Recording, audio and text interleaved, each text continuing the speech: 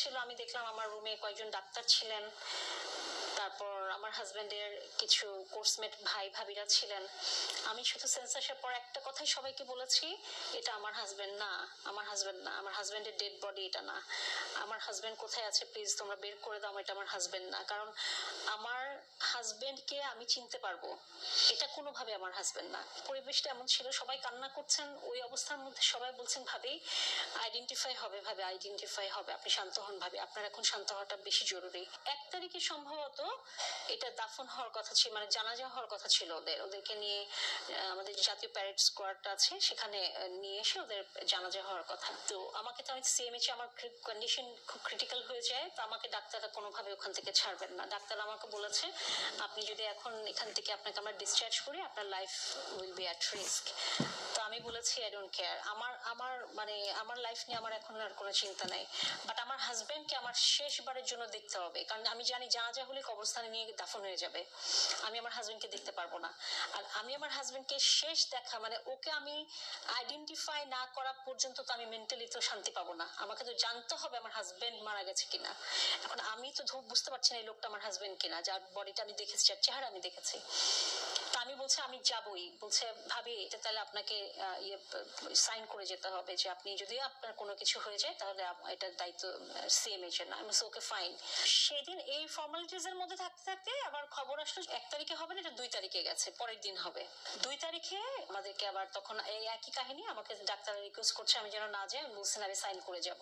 জানাজাটা হয়, জানাজার পরে যখন কবর, যে প্রত্যেকের জন্য নির্দিষ্ট যে কবরটা আপনার রেডি করা হয়েছিল, তো ওর কবরের নামটার জায়গায় আমি এখানে দাঁড়িয়ে আছি, মানে আমার ইচ্ছা যে আমি আমার হাজবেন্ডকে আরেকবার দেখবো। তা আমি দাঁড়িয়ে আছি ওই সময়টায়, যে ভাইরা আপনি আমাদের যদি ইন্টারনেটে আপনি ছবিগুলো দেখেন আপনি হয়তো দেখবেন একটা ডেড বডির কফিন কাঁধে নিয়ে সামনের অফিসারটা খুব কান্না করছে একটা ছবি, এটাই ছিল আমার হাজবেন্ডের কফিন। সামনে যে অফিসারটা মেজর মাওলা ভাই, উনি হচ্ছেন আমার হাজবেন্ডের কোর্সমেট ভাই। তো ওনারা কফিনটা নিয়ে আসছেন, ওনারা কফিনটা নিয়ে সামনে কফিনটা রাখলেন কবরস্থানের একদম ওর নামের বরাবর এই জায়গাটাতে রাখার পর ভাই হাত জোর করে আমাকে, আমার মনে আছে আমাকে বলছিলেন যে ভাবি আমরা বন্ধুর জন্য কিছু করতে পারি নাই, আপনার হাজবেন্ডের জন্য আমরা কিছু করতে পারি নাই, আমাদেরকে মাফ করে দিয়েন। ওই সময় অ্যাকচুয়ালি ঠিক ওই সময়টাতে আমার কোনো ফিলিংস কাজ করছিল না, মানে আমি মানে আমার বোধ শক্তির কি হচ্ছিল আমি জানি না, বাট আমার কোনো ফিলিংস কাজ করছিল না। আমি শুধু এতে ছিলাম যে আমাকে একবার ওর দেখতে হবে ওকে আমার।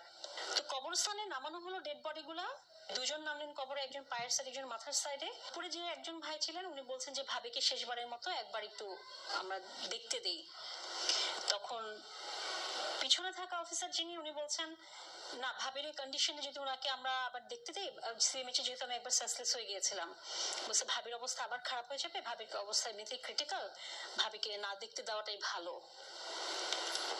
তখন আমি শুধু ওনাদের দিকে তাকিয়ে একটা কথা বললাম হাত জোর করে যে ভাই আপনাদের কাছে আমার একটা রিকোয়েস্ট, আপনাদের যদি মনে হয় যে আমাকে শেষবারের মতো আমার হাজবেন্ডের চেহারাটা একটু দেখতে দিবেন তাহলে একটু দেখতে দেন, আর যদি আপনাদের মনে হয় যে না ঠিক আছে আমাকে দেখতে দিবেন না তাহলে ভাই ঠিক আছে আমি আপনাদের কাছে কিছু বলবো না, কিন্তু আমি আমার হাজবেন্ডের চেহারা দেখতে চাই। এইটা বলার পর ওনারা একটু চুপ থেকে সামনে যে অফিসারটা ছিল মাথার সাইডে উনি কি মনে করে এটা খুলে ওপেন করে দিলেন। ওই সময়ের যে শকটা আমি পেয়েছিলাম, মানে আমি দেখলাম কি আমার হাজবেন্ড শ্যামলা টাইপের ছিল, হ্যাঁ ও শ্যামলা কালার, শ্যামলা বর্ণেরও, একটা হলুদ, মানে ও এত ব্রাইট ওকে আমি কখনোই দেখিনি বেঁচে থাকাকালীন। ব্রাইট একটা ফেস, ডান দিকে মাথাটা একটু কাট করা, এজ ইট ইজ চেহারা, মানে আমার কাছে মনে হচ্ছে জাস্ট ঘুমিয়ে আছে চোখটা বন্ধ করে। আমি যদি ওকে ডাক দিই যে তুমি ওঠো ওঠো, তুমি উঠে পড়বে, কিন্তু তার চেহারাটা এতটা ব্রাইট ছিল আমি খুব অবাক হলাম, এত ফ্রেশ লাগতেছে দেখে। তো ওইটা দেখার পর আমি তখন আমার শ্বশুর দাঁড়াচ্ছিলেন পাশে, আমি ওনাকে ধরে শুধু বললাম বাবা এটাই আপনার ছেলে, এটা বলে আমি আবার ওখানে সেন্সলেস হয়ে গেলাম, মানে ওই রকম কিছুটা আমাকে পরে ধরাধরি করে পিছন দিকে এক জায়গায় নিয়ে সবাই বসালো, আমি আর কিছু বলতে পারবো না আসলে। তো ওই দেখাটা যদি আমি না দেখতাম এখনো পর্যন্ত হয়তো বা আমার মধ্যে এটা কাজ করতো যে আমার হাজবেন্ড মারা যান নাই বা আমার হাজবেন্ডের ডেড বডি আইডেন্টিফাই হয় নাই, এই দেখাটা আমার জন্য আসলে অনেক দরকার ছিল। তাহলে আমি কোনোভাবে এটা মেনে নিতে পারতাম না যে আমার হাজবেন্ড পিলখানা ঘটনায় মারা গেছেন বা শহীদ হয়েছেন, কখন এটা মানতে পারতাম না। তো আমি ওটা ওকে যখন এভাবে আমি মানে এটা এটা পরে আমাকে সবাই ভাইরা যেটা বোঝালেন যে 27 তারিখে আমি দেখেছি, ওই সময় তো ডেড বডিটা মাত্র ইয়ে থেকে গণকবর থেকে উঠিয়ে ঢাকা মেডিকেল মর্গ থেকে পোস্টমর্টেম হয়ে এখানে আসছে।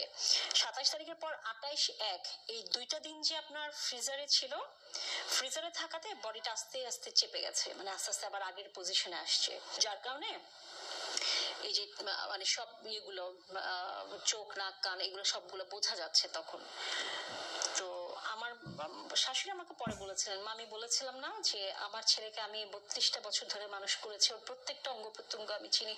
তো আমি মাকে বলেছিলাম যে মা, আপনি তো তখন ওর চেহারার কিছুই বোঝা যাচ্ছিল না, আপনি কিভাবে বুঝেছিলেন? বলে আমি মা ছেলেকে আমি আমি ফিল করে আমি হাত দিয়ে আমার মনে হয়েছে এটা আমার ছেলে।